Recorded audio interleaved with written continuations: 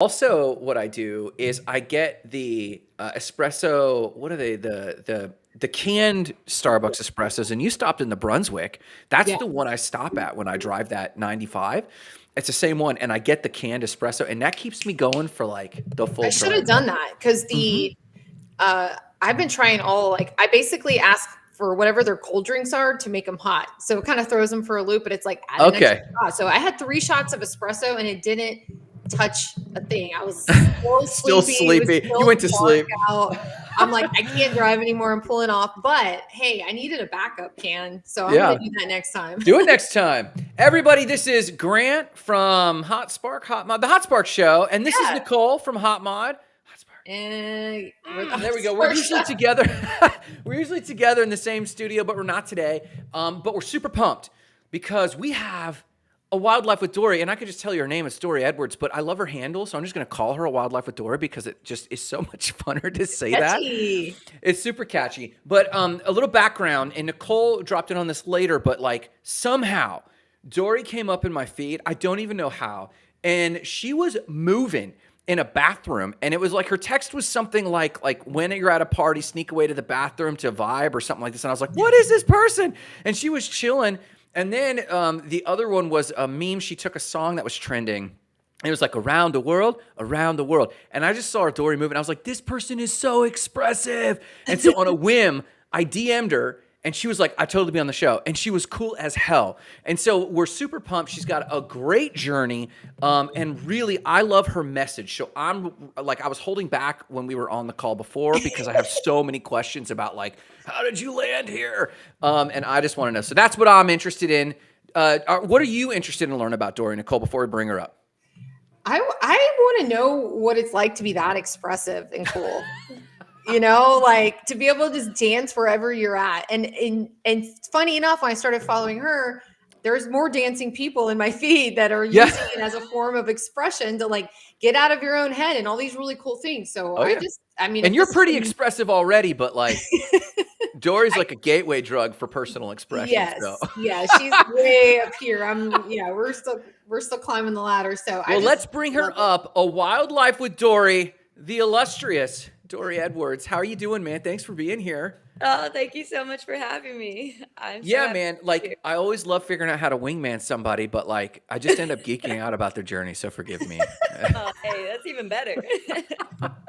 So you're here, you're in California, Mhm. and first question out of the gate, All right. how did you come up with the handle, A Wildlife with Dory? Oh, yes, the handle.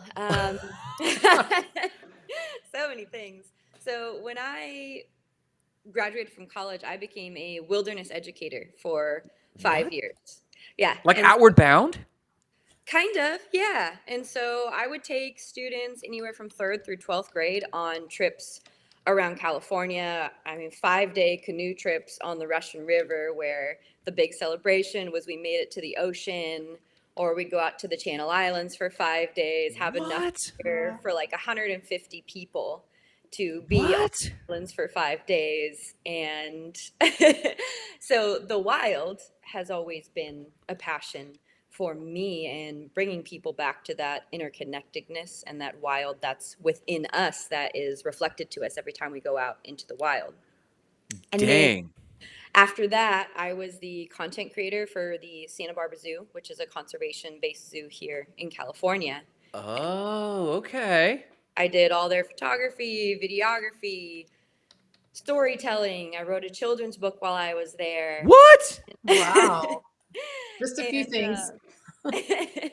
and so just every aspect of the word wildlife, like going out and living a wildlife in the wild, wildlife animals, and then living my most wildlife, which is coming back to my authentic, raw, I am here self. It just felt like that encapsulates all facets and aspects of my life. I definitely agree with that. I'm curious, did you have parents or people in your life that instilled this love of nature and being outside in you? Absolutely. So some of my fondest memories, I was really lucky to grow up in a neighborhood with about 10 kids, and we would just spend all day in Oh, a hedge, like 2 houses over, like 10 feet tall, 3 feet wide. And this was our like condominium. Like I had the second story branch, you know, Wow. and the living room was down in the right corner of the Oh head. my gosh. I love it. It's the Um, hideaway, like yeah, the kids club. yeah, The kids Yeah. and like I mean, how old are you? Can I ask how old you are? yeah. I just turned 30. You just turned 30. Like not a lot of 30-year-olds have like the neighborhood Yeah, story like we did. Like we were 80s babies Right. and yeah, we ran a neighborhood and we had our version of that was a canal and we built little boats and we had yeah. like Mhm. that sort of thing. But you had this hedge. Mhm. That's wild. Okay, well that is wild. That's why we're Yeah. talking about it. Yeah. So So I you had started with that. I started with that, and I had parents who really understood my wild nature. They were like, "Get outside," not in that Right. tone, but they had the knowing. Like she has so much energy, Yeah. she needs to run to move. It is just this surging energy that we have to tire for them to feel sane, but also for me to feel sane. Get out of here. Now, is this children's book that I see on your grid? It's the third post right now. The Yeah. Marvelous. That's your children's book? Yeah, Monty's Marvelous Adventures. Who did What you in find to illustrate that? Was that a friend or did they know someone? Yeah, it's an old family friend, and he actually did these beautiful sketch illustrations of our family pets when I was growing up after they passed. He also did murals at the local museums here in Ventura. And so Wow. when I decided to write this book, which is based on a true story, I was like, what better person than Ryan, who does local bird murals for the museum, and he can come here to the zoo, meet the animals, capture them in their essence, Oh and man. yeah. Wow. So Gina has a love for animals and she's worked, forgive me, Gina. She says she loves her already. Gina worked for years, I believe, at the aquarium in Tampa, but I might be misspeaking, Gina. Forgive me if I forget exactly it, but she loves animals. She loves that. So, like, you had this wild nature and then you did this, like, education background. Mhm. When did personal expression and somatic expression come into play? Yeah, absolutely. I would say the personal expression, the writing has always been a part of my journey. And I was Mm. even saying recently and just sharing with my close friends that I feel like even my journaling practice has fell off a little bit. And it's that, to me, writing is not an option, it's essential. Oh, It oh, is wow. it is Okay. not. I've been having it come through like ritual, but WRITUAL, my ritual, that to make who Okay. I am. And so back when I was doing wilderness education, I had a side blog, if you will, through my Instagram. That was a lot of photos of me outside. And I would tell the stories of what nature taught me, or even what I learned through the kids and the things they would say while out in nature, and how they were a reflection of what nature can offer us as well. Mm-hmm. And then back in 2022, I decided I needed to go on a solo road trip. And so I left the zoo after 2.5, 3 years, had the best time. And it was just a point where I felt I had reached my growth threshold. And I was like, what's next? Wow. So I ended up on the road. Well, I ended up guiding in Utah for about 3 weeks, and then I ended Mm. up on the road for about 6. Now, I thought I was going to make it to the East Coast, and then I made it to Utah. What happened? well, I made it to South Dakota, and I showed up Okay. to that open expanse, and I was like, I don't know if I can keep doing this for thousands of miles. And I'm tired. My money's going way faster than I Yes. thought, And I'm driving through Montana and get stuck in a whiteout storm on the freeway of hail. And Oh my the gosh. noise, I was in a tin can. I couldn't see anything, didn't know where the edges of the road were. And after that, I was like, I am done. I'm done. I am tired. I need some roots grounding, like we Yep. talked about for a little bit. And so ended up finding a job as a zipline guide in Leavenworth, Washington. Okay. I love this. Like, You're actually speaking Nicole's love language. She's like, I don't even care what the next thing is, so long as there's a next thing. I'm in it for the ride. Let's go, babe. There we Like go. that's where she's Okay, at. it gets better. So Leavenworth is a Bavarian village in the mountains. Like it is pyramid design, one strip, main street, like literally Christmas Town, USA. Nicole is literally Googling this right I am. now. I actually, I'm like, well, that doesn't exist. What are we talking about? It's magical. And so I interviewed with Leavenworth Zip Lines, like from a cafe in Montana. And they're like, can you be here? I think it was Friday. And they were like, can you be here Monday? And I was like, well, I'm in Montana, but yeah. But I was like, but I still really wanted to make it to Glacier Park. So I went there for like 2 hours and then kept driving to make it to get trained as a zipline guide. Oh my gosh. Okay, so how long were you there as the zipline guide? So I was there for a summer. Okay. About, what was it? Let's see, June to October. So 4 or 5 months. Yeah. And what was really difficult and challenging about the experience is towards the end. Yeah, look at it. This is a Bavarian town Yeah. in the middle of Washington State. Where did they zip line? In those mountains or like through the village? Like Yeah, so where the cursor is, those are the enchantments.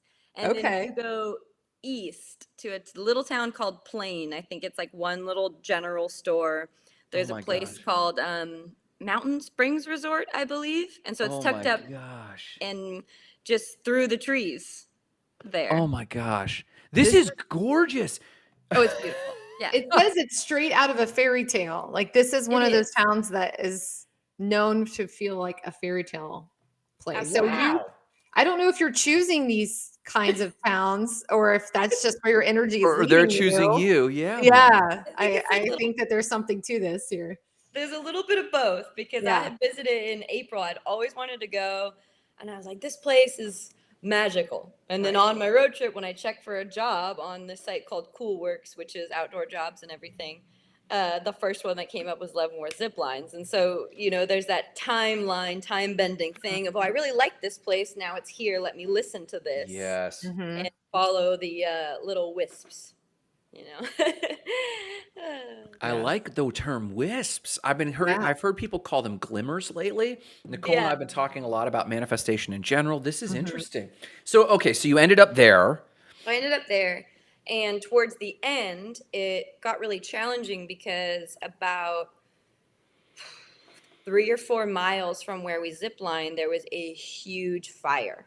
And because we're in a valley, everything settled. And so there were days we would be ziplining with ash around us. Oh my gosh. It actually settled more in Leavenworth, the town, even though it was about 20 minutes away. And so you just couldn't go outside. Yeah. And for me, that the ability to move and be sovereign in my decisions is so freeing and essential to feeling sovereign in myself. And so when one of my main ways of my own wellness was taken from me being outside, I had to find ways to come back to myself, to bring in joy, to remember who I was really. And so I started dancing in my living room. And I had wood floors and I'd put on socks and I would slide around whenever my roommate was gone. And it just started to be so much more medicine than I expected. Yes. And then it continued because they had then the heaviest winter they've ever had. So they got the fire. I came back down south in October for about 2 or 3 weeks and got back, and winter started a week later, early winter, and it was like 12-foot snow walls outside. And I remember, so I'm, California born and raised, and I decided, I'm going to stay here because I want to experience a true winter. Oh my gosh. Well, I got one. Well, I was going to say, sounds like you got what you asked for. Yeah, you manifested that too. So, were you posting content at that time? I was. And so I was posting my more nature content throughout the solo road trip, posting reels, sharing about, again, that same connection to nature and what it offers me. and everyone. And then there was a couple reels that went viral and Okay. got some. I went from 10,000 to 50,000 in, I think, a matter of 10 days or something, which is a huge just. Okay. Did that freak you out? Like, did that feel like a lot of pressure and responsibility right away? Or were you like super stoked? You're like, it's working. Like, how did it make you feel? Yeah, it was a little bit of both because Mhm. I was getting a half and half response between people really being supportive and this is a beautiful journey, this is a beautiful video, and the other half that were quite slanderous. Mhm. Uh, and so it was such a, it had so many emotions to it because there Yeah. was a strengthening in it that there was like, I will not stand for this. I will not be spoken to in this way. I will not have women be spoken to in this way because it was about my body. Right. Mm. And there was the humbling of the support. And then there was the just influx of energy on a literal level of the constant comments, but just, social media exists at all hours, at all times. Yes. And it's something that can be very hard to shut out without boundaries or even with boundaries for not our mind to go there Yeah. and Mm-hmm. know of its existence and wanting to know where am I at now, what's happening, and also negative comments as much as we can be logical about this is just an anonymous person who doesn't know me. Yeah. It's painful. It's painful. And it's hard not to take that in. And I think that's something that really is important to remember that it's painful, you know? Mm. Yeah. Mhm. Man, so like what coping mechanisms did you learn to deal? Our influencers are across the board. Some of Yeah. them are in tune like you are. Many are not. They're just trying to be influencers. Yeah. And they all come up with different coping mechanisms. How did you decide to deal with what we're just going to generalize as Yeah. trolls or haters?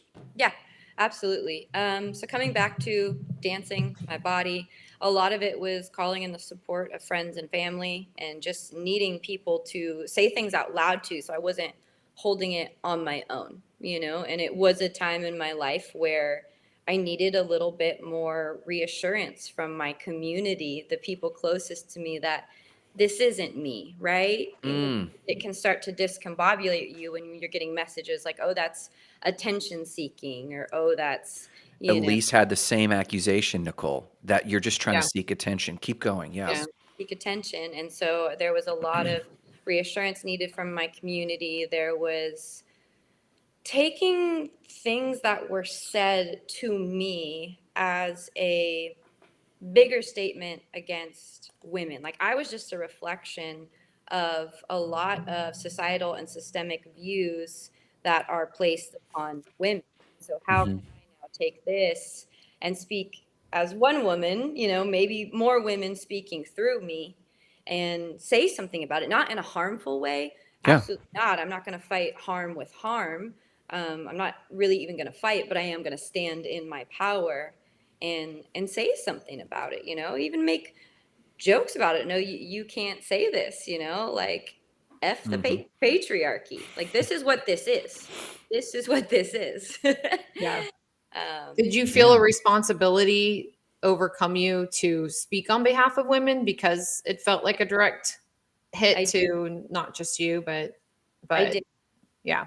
Yes, I did, and I've always felt that way. So I love Mm. how conversations just bring up different connections and memories. Yeah.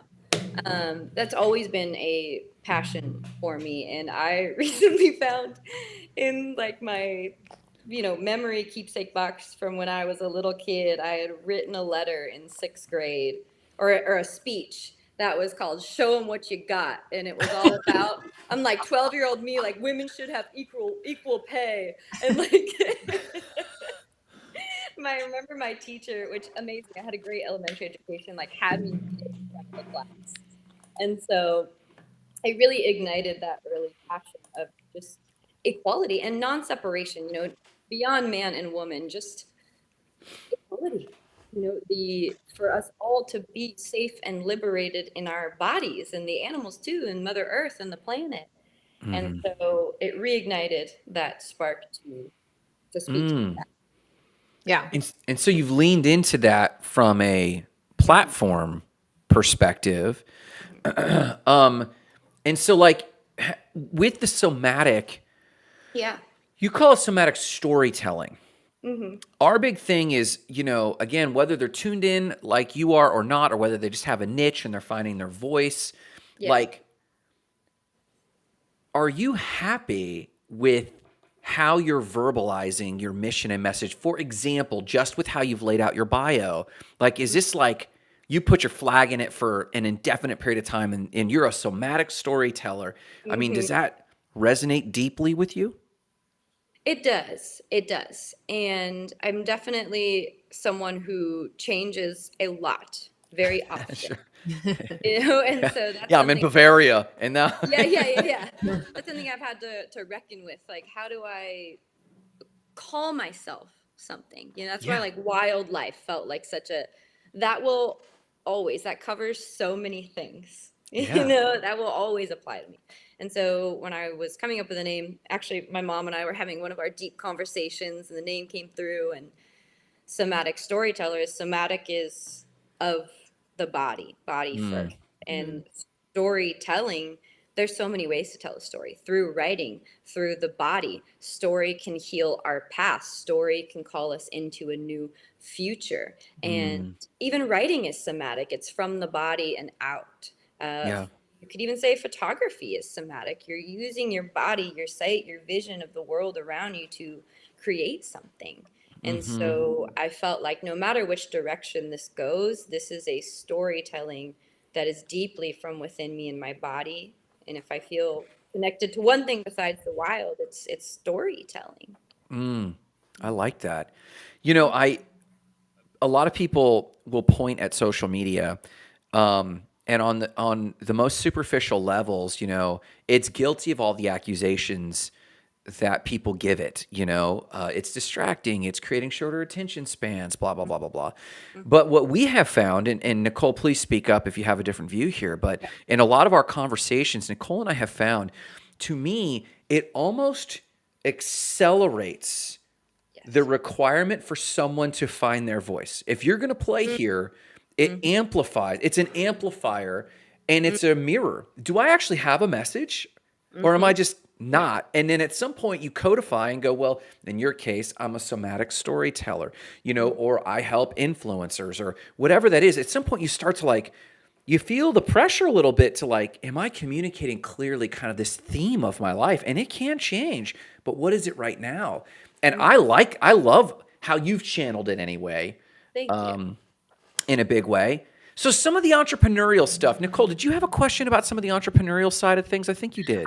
I did, because so much of what you focus on is like you said, storytelling and being connected to yourself. And then there's this whole other side of business that we all come to grips with as we start like our coaching programs or on like digital products. And so I just was curious about how you've decided to balance those things, and if there's some unexpected uh, of like evolving of your soul as you've decided to become an entrepreneur, like Yeah, things you had to absolutely. come Like, to come to head with, I guess.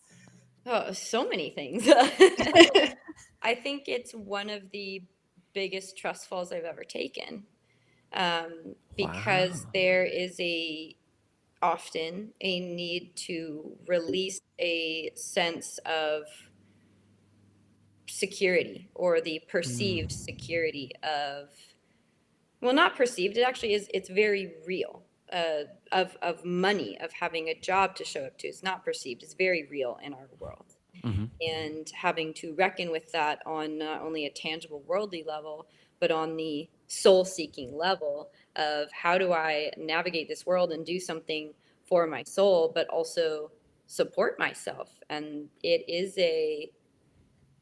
an outpouring in the beginning. There's so much giving, I feel, that Hmm. the biggest things was already being a little bit tired and giving so much and Mm. not seeing the exchange to support me on my needs yet. And Yeah. so how do I navigate this world and start a business. And that's not where I want to start it from. That was my biggest reflection recently was this can't come from scarcity. It has to come Mm-hmm. from outpouring of love. My community, the people that will find me, the world deserves that. So how do I support myself so it can come from a place of giving, not a place of fear or I gotta force this because I need groceries or Yeah. Yeah, Yeah. that's a Gas. Yeah. hard balance. and It balance. definitely is. I Mhm. mean, if that's even the right word, it's like going back into your pool of motivation Yeah. is sleep deprivation, what all the things that kind of come with it, and going back. I hate this phrase, I don't know why, but going back to your why, or going back to what powered you in the beginning, so you can continue to have like an abundant mindset, because it is a Yeah. lot of time can, at least for me, can switch over really quick. Like, I've got to do this, I've got to do this, but it's not always in that giving Ex- mindset. Exactly. So what do I need to do to cultivate abundance so I could give abundantly? What do you do? Like, how do you recenter aside from dancing, which is phenomenal, and creating content? But like, Yeah. what other mechanisms do you have to recenter on what Nicole is talking about? Yeah. I think nature is the biggest one for me. And I decided my intention for this year is slow down, which is something I don't know if I've ever fully committed to in my life. So, like, maybe that's the biggest trust fall. I don't know. But I feel like Yeah. this last year, after I did that solo road trip and you know, nature felt like something, I guess, to use your phrasing, that pressurized me from the fires and the snow. I kind of went in the opposite direction and I did a lot of stuff around downtown Ventura and Main Street, building community, and I just didn't go out into the mountains as much. And that's fine. I learned that aspect. But that also took from me a little more than I expected. So getting back out to nature, being nourished, supported, being held in a place that I can be whoever I need to be out here in the mountains. Nature doesn't expect anything of me. Yeah. Do you Yeah. dance in the nature? I do sometimes. I Yeah. do. I do. Do you bring your friends out there to dance with you? Oh, yeah. Yeah, man. Nicole is actually low key inviting herself. No, She's literally saying, Like, wait a minute, we're yeah. do just you gonna bring your show friends? up. And then Me the and next Grant question just was, kind of. are we friends? Because Yeah. Yes. Don't you do like drum circles on, or was, I don't know when that was, but do you not necessarily drum circles, but you do a lot of stuff near the beach or on the water, Yeah. right? Okay. Is that something you still do because you live close to it, or was that in a prior endeavor? No, just because I live close to it. I'd Okay. say it's funny. I live on the coast, but I go towards the mountains more. So, and maybe that's because I live near the coast. I've always been here, Yeah. you know? You, But, as yeah. Floridians, I can say that I might not only go to the beach like maybe once or twice a year. And Yeah. it's Mhm. not, it's because I know it's there. I take it for granted. Yep. I do. yeah, I do man. the same thing. I do the same thing. Yeah. So without maybe talking numbers, may I ask, Mhm. is your content creator journey providing for your life? No. Okay. And, Yeah. and it's still, is that an actualized goal, or when you say slow down, you try to remove that as a motivation entirely? I think removing it as a motivation from a place of I need to make this happen and continually taking steps forward that if it were to happen organically, absolutely. That's the crossroads I'm at right now is this putting all this energy into this isn't giving back to me at the moment. Doesn't mean I'm going to stop giving energy to it. It's just more discernment. Okay, this is in this place here.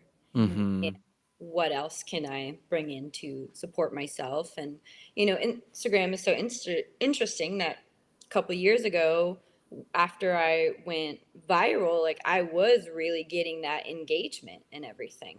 Yeah. And so if this had maybe started at that time where it was being visible, what I was doing more visible, there might have been the return. And now I took a break from social media a little bit, just kind of didn't post as often and, algorithm switches and, you're someone with 40,000 1,000 followers and you're getting like 30 likes sometimes on things now. Okay, so you've seen engagement shift then, for sure. Absolutely. Are you on TikTok? No.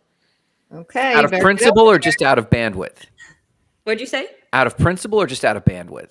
Just out of bandwidth at the moment. Yeah. But Nicole and I were talking like, dude, your content is primo for TikTok. Like, really? Okay. I definitely. Your movement, Okay. it's eye catching. So with TikTok, it's very similar to Instagram, but even faster, I think. And so I think that your videos would do well, and you could just cross post what you already posted on Instagram and just test it. But people find you in TikTok and come to Instagram, so it might help with growth as well. And then YouTube Shorts are there too. But we had an influencer friend too, Gabby, Ventures with Gabby. I think she sat at 35,000 for like 2 years, and she was posting a couple times a day, like constantly. And then it's the same thing. It seems to be the same story. Then she finally hit a viral post, and now she's up in the 70s or 80s. But this is that lull, and I don't even think it's like you were mentioning, Dori, that you kind of fell off for a little bit, or you just weren't as consistent. But truthfully, you could have been, and you could have sat at the same number, because it happens a lot until you hit a viral video, and then you see that spike of activity. But what's great about that is you have so much content that when people do come to your account now, they know how to work with you. They can binge on what you have already. And so then they want to follow you, and you're being consistent now. So I wouldn't, think too much about the lull, because truthfully, it's all about maybe cross posting and then getting another viral video, which I know is like, spitting in the dark, but it's that's kind of the route we see it happen, Absolutely. Yeah. I'll do that. I'll do that this week. Thank you. That's right. I'm going to go follow you. You let us know when you're on there, and we'll be your first 2 followers. And we will. We'll share. Go follow our girl Dori on TikTok. We should green screen ourselves and try to keep up with her dance, but from a green screen, and just just try to keep up. So like, I got everything you're communicating. I picked up from your vibe and from your content, and then I saw you post this photo shoot. The freeze frame of your hair, the green background, phenomenal photo shoot. You do not strike me as a person who chases. Gina says, "Count me in." She'll follow you too. She'll green screen the dances. You don't strike me as a person who chases engagement, though. You're obviously aware, but to balance yourself, you don't chase engagement. How do you balance that with? But like, this could be something. And more importantly, I could be helping more people. We all have that thought. And then catch yourself from an ego perspective. Wait, is that ego? How do you catch all this? Is it through your writings? Is it through your journaling? How do you keep the ship righted, if that makes sense? Other than going in nature. I guess go in nature and let it tell you. Go back. Right? But I mean, I feel like that's a daily practice. Yes. It's just, how do I feel today, and consistently coming back to, who am I today? What do I need today? Not yesterday, not tomorrow, but then also not forgetting that today leads to tomorrow. So having, one foot planted in the earth and one foot pointed forward. And I think it looks different every day. And I spend a lot of time in self-reflection, and I think writing is a big part of that. I fall off of it a lot, more than I'd like to, but that's with anything, that's supportive for us. But I do know that the mornings I wake up and I write where my mind is at, it not only helps me just flush a bit and get clearer, but I can start to set intentions that will support that for the day. Like, what's going to get me mental space today?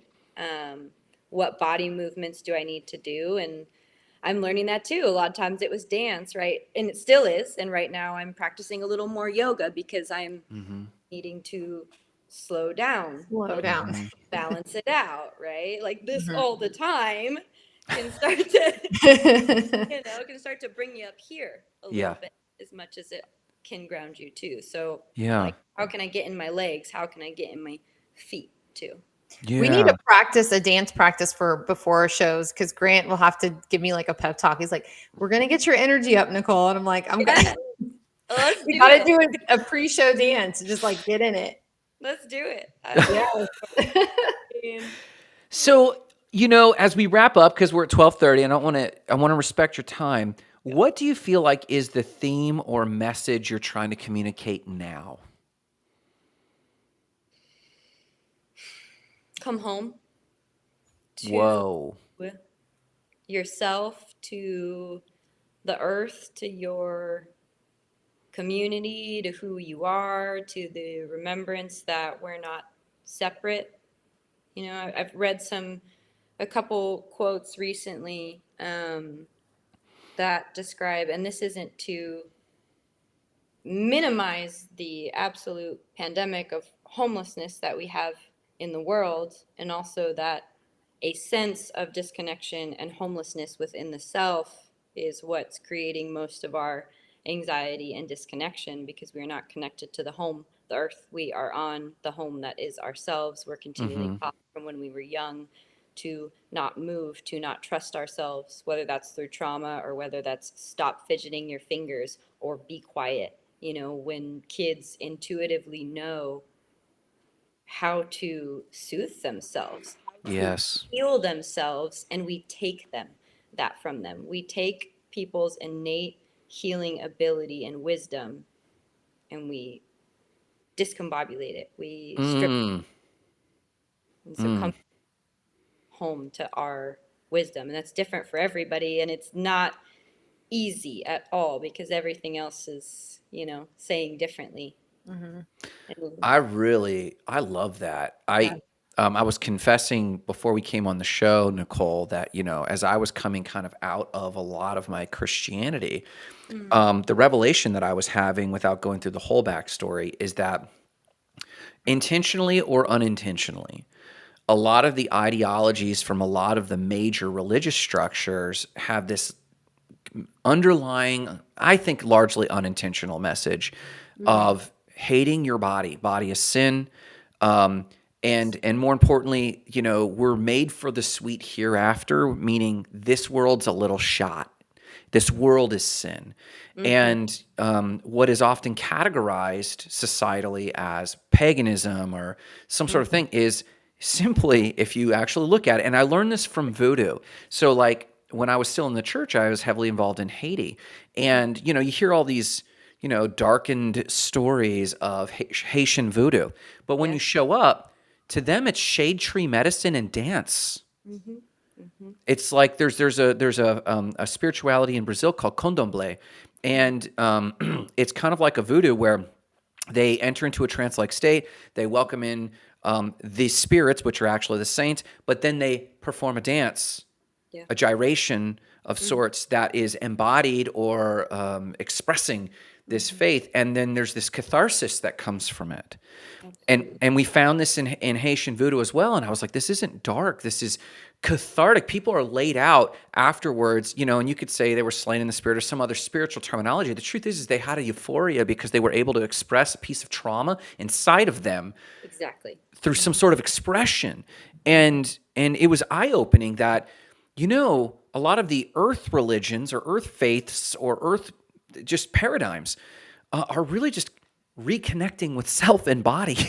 Exactly. It's like we're trying to squeeze this identity way outside of the body, and a lot of what you're talking about is like reintegration Yes. with the meat suits. I really appreciate your time today. This is huge, and I fully expect you just to talk about influencer mess, but we got into some fun spiritual stuff, and I know you're making Nicole salivate with your journeys over here. She's like, okay. Sign me up for the Dori train. Segues to influencers and messaging, and it's all like come home and be true to who you are, and Yes. then finding a way to communicate that. It just all keeps kind of cycling through there. Well, and Nicole, you always say that like influencer work is meant to be an authenticity journey. Yeah. Exactly. And so it's not just this superficial thing. It's like, no, like the best content is the authentic content. It is. You know? And so, yeah, you got to know your message and where to start with that. And so that's why I've always enjoyed the process. Yeah. Yeah. I love it. Gina says this was great. Thank you, Dori. And with that, Dori, I say thank you. We're going to bring you down and wrap up. Stick around, and we'll see you very shortly. Thank you. And Nicole, You found such a great guest, Grant. I know. I know. You did so good. Dori's so amazing. And What'd you learn? I am still kind of surfing on the come home. Yeah. I feel like that just hits so hard and embodies. Because you just came home. It's right. I did just come home, and I'm very happy to be home, but it does embody so much of what we're constantly talking about, like these long sentences, these long conversations. And really, it's like, come home to who you are and be brave enough to speak that into the world, and trust yourself. And so I thought her version of whatever influencer marketing is a beautiful story and a beautiful way to share with the community. So I'm super thankful for you for finding her and her dancing, and I'm a fan. Well, and my final thought here too is her sharing how she faces trolls and haters. You know, the thing you and I have discussed, every person we have interviewed has had a moment where they had a runaway or a few runaway videos, and what stood out the most was the negative comments. And I love how Dori's processing it, but I think it's also revealing. She mentioned, you know, the patriarchy or societal constructs. Like what we're finding is the haters were already there. Yeah. They're already, and now they have this mirror of, let's call it goodness or expression, that's reflecting to them. And all they know how to do is like attack, because it's attacking their safety mode of being haters. And I guess my real takeaway from this is, man, there's, for lack of a better term, a Zen way to like navigate through that, you know, and in her case, dance through that. So I really just enjoyed how it made me feel to hear how she sorted that out. I hope she blocks them too. And that's something I'm going to ask her, because Josh with OMG, it's Wix, like he's very open about it. Like if he sees bad negative comments, he protects his community by blocking them so that there's not profanity and negative things on there. But I thought it was very insightful how she handles it, but she does. So everyone, please check her out. Nicole and I are super honored. Here's her link right down below, Wildlife with Dori. Please check her out. Please follow her and check out her awesome book, Monty's Adventures or whatever it is. And thank you so much, everyone. We'll be back next Tuesday with another wonderful guest, and we'll be announcing that soon. But thank you so much, Dori Edwards. Check out A Wildlife with Dori, and everyone,